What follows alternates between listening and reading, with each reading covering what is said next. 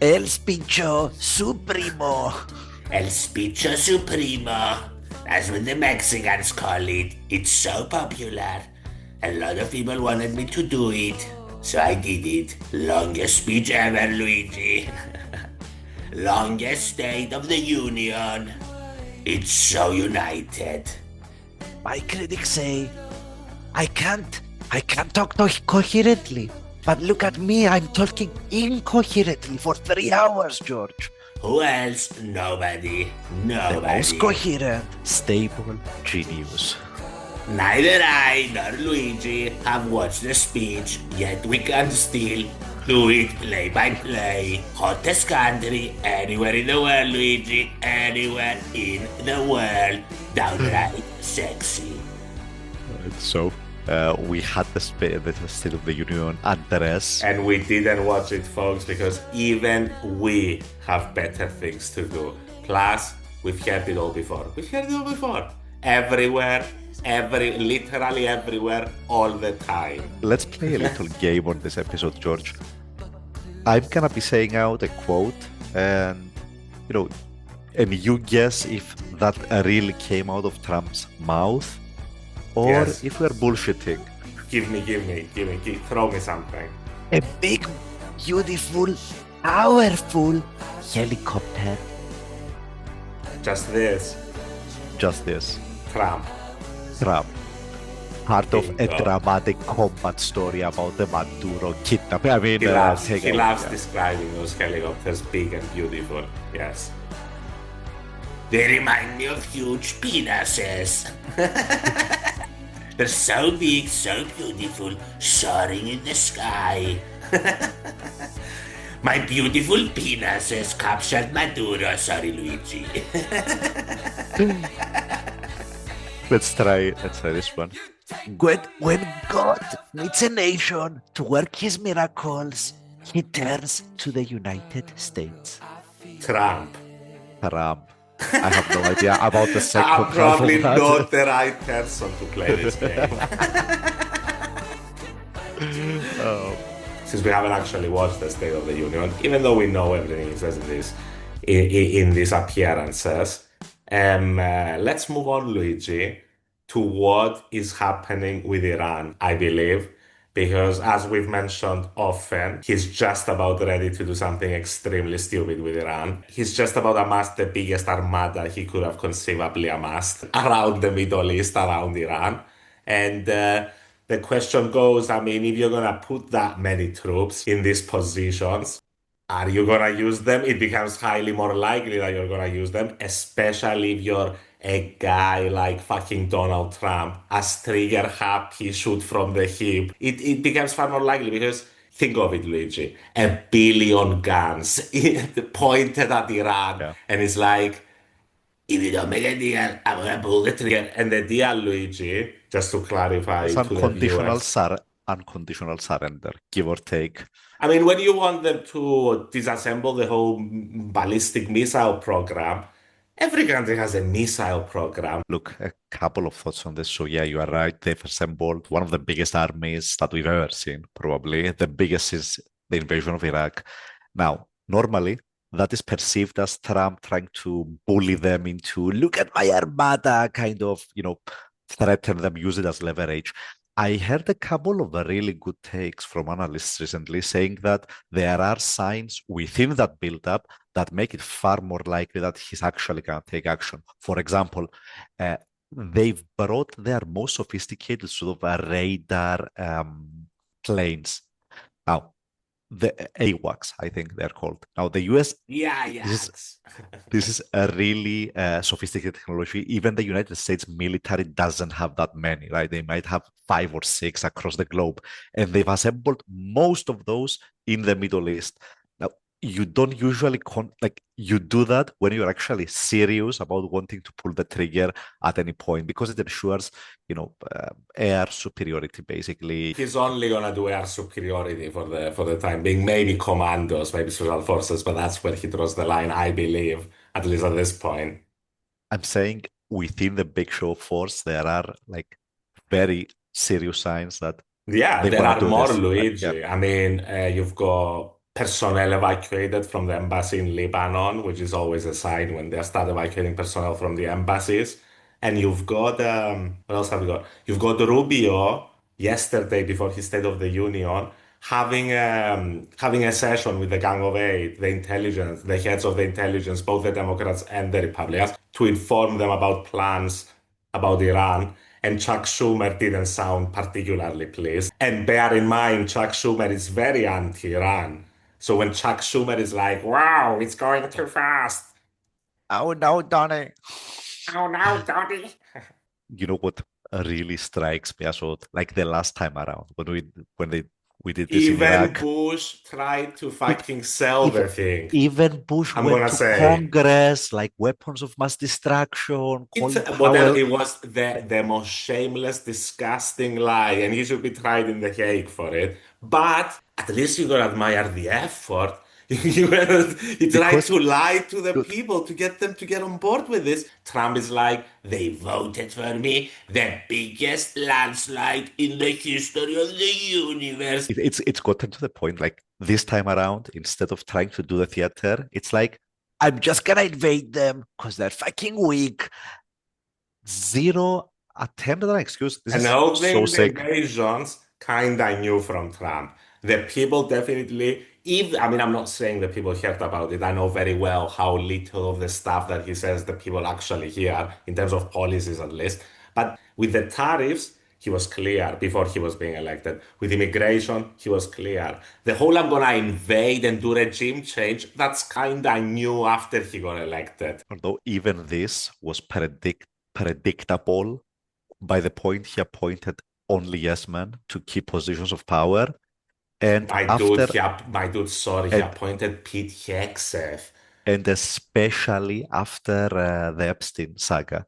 Right, as we've said on this show many times, you need to Oh, take public opinion and you need to do it pronto. that's gonna, Uh, it's like the stupidest way to divert public opinion. It's gonna wreck his Dude, approval ratings. look over here. There's a war. Look, I'm burning down the Middle East once again. Love me. Beacon of stability. Jesus fucking God. The guy literally, at least the first time, explicitly got elected because he was fucking whining about the stupid foreign interventions. And right now, let's do one, Luigi. When I'm in charge, it's gonna work out. Yeah. Oh Uh, Lord. And it's like because it worked out, it didn't actually work out. It was just he literally took the guy in charge in Venezuela and allowed the guy second in charge and made a pact with the guy second in charge who became the guy in charge. That's not the same as executing the Ayatollah and then what's gonna happen in Iran. Probably. I'm not certain the Iranians are going to be as willing to play ball, the second in charges and whatever in the Iranian elite as Rodriguez was in I don't know, Venezuela. like the threat of getting droned I know, by. Luigi, but you've got the Ayatollah being like, basically, I'm gonna fucking die standing right now. Yeah, okay. I mean, I think that's the mentality of the of the. I don't know. You may be right, and maybe Trump is thinking of pulling something like this off, an engineered It coup where. it worked. It worked the first time. Might as well go for it again. I mean, at least there isn't until this moment chaos in Venezuela. But what worked? He just literally stole the country's oil. And he's blockading that Cuba from getting any oil. That's happening on that. With Cuba, we're starving them out. With Iran, we're gonna bomb them. And by the way, this because we've said before, maybe it gets lost through the message. This isn't an endorsement of the Cuban or Iranian administrations. What we're arguing about is whether you just start bombing and starving people out because you don't like the dictators in charge. so we've discussed Iran. I think we're both on the same page that like the chances of something silly happening are And uncomfortably when high, we I would say say. silly, we mean really fucking catastrophic. Look, knowing Trump, again, this is not going to be a boots on the ground kind of operation. It's going to be a 30-day sort of bombing campaign, The problem leveling. with that idiot, with that fucking cretin, I'm sorry for his supporters, but the problem is that he's just as likely to flip-flop as he is to fucking go all in on this shit. He doesn't. Strategic ambiguity. Nah, he just loves chaos. He loves chaos. And that's a problem when it's a world leader because people don't thrive on chaos. Only Trump thrives on chaos. He does pretty well in a chaotic He loves environment. it. Fucking Gotta loves give it. For it. an 80-what-year-old, Yeah, impressive.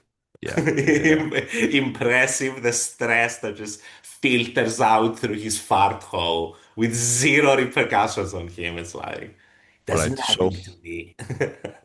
Iran I'm an is one agent of chapter. chaos. We had some other big news recently around the Supreme Court and tariffs.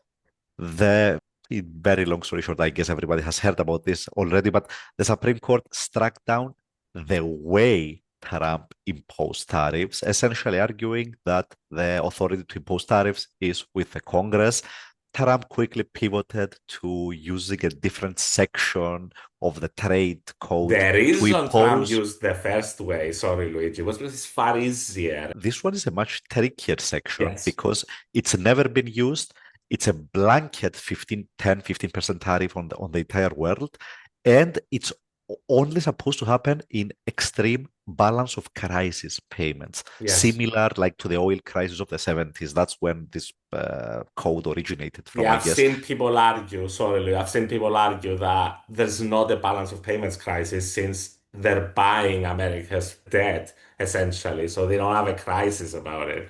So The really silly part, as we've said before, is once like, the US is a service economy, right? Once you account for services as well, the US has a massive surplus with the rest of the he world. refuses to even comprehend that services exist within this equation. He just doesn't Like understand it. services are 80% of the economy.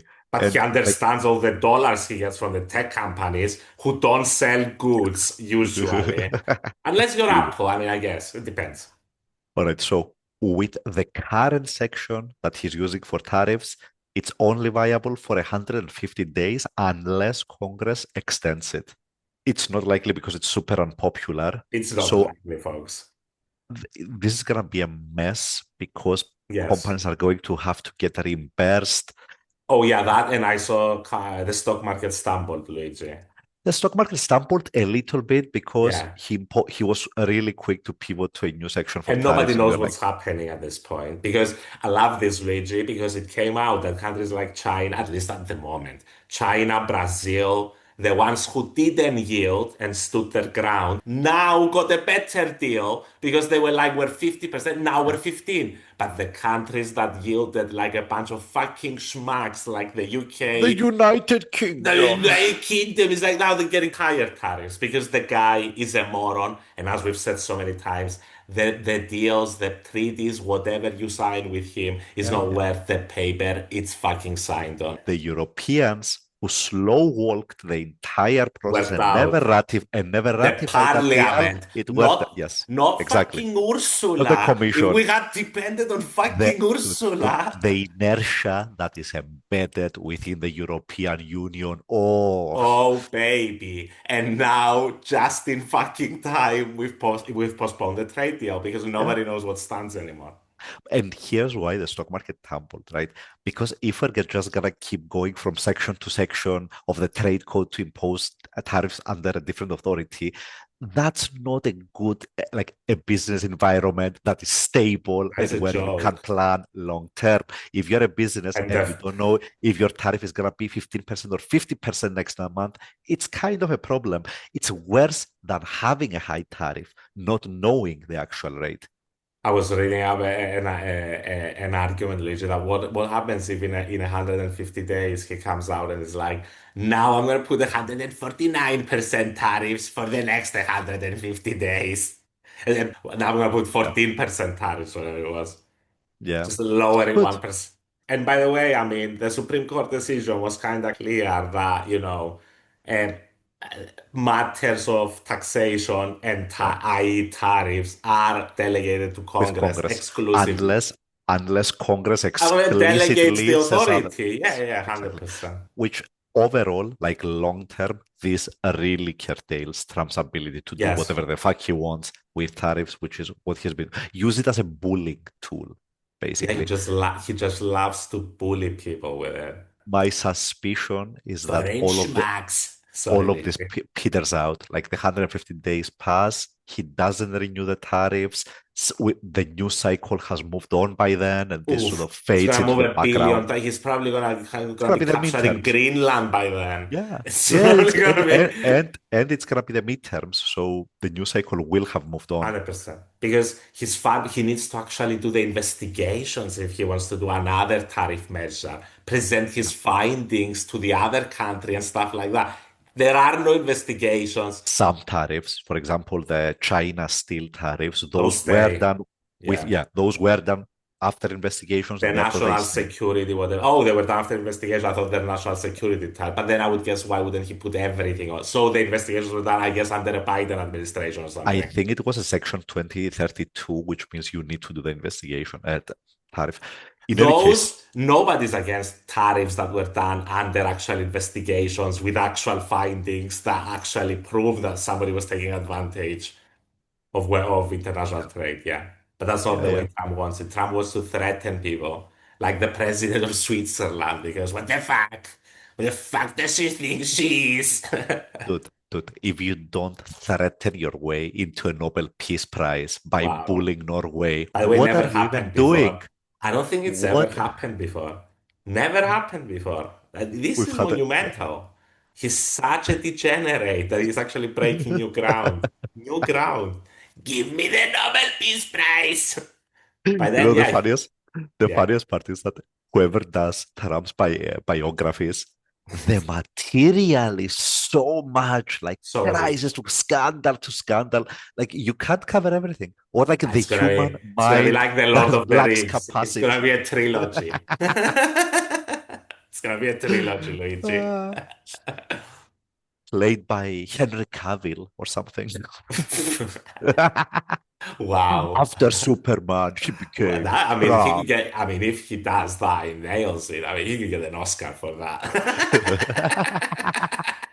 Or a Nobel for Best Acting. Christian Bale as well. He can get really fat as well, get really orange. I think he could do it. Christian Bale has already played Dick Cheney. Yeah, So he yeah, did. Christian He Bale did. can definitely do it. I think he can do it. I don't really like completely off topic, Luigi, but I don't really like who was it? The one that does him usually. The famous actor that does the Trump impersonation. Usually Saturday Night Live sometimes. Alec Baldwin. Really like Oh his yeah. Trump. Yeah. Very Well, mid. was okay. Uh, Shane Gillis, the comedian, has a very really good Trump I'm impression. sure that there's many good Trump Yeah, impersonators I mean because it's the it's not that easiest. hard to do Trump, Yeah, yeah. yeah. You just talk like a. It's like that, do the hand thing, and then say silly stuff over and over Yeah, with yeah. absolute conviction. The most outrageous. He has such an outrageous penis, Luigi. He told me, sir, All even right. my penis bows to yours. I think that's our cue. I think that's our cue. We're out of topics. We're out of All right, topics George. and we're discussing penises. So yeah, it's time to go. That is our cue. So thanks, George. Thank you all. Thank you, See you soon. folks. See you soon. Bye bye.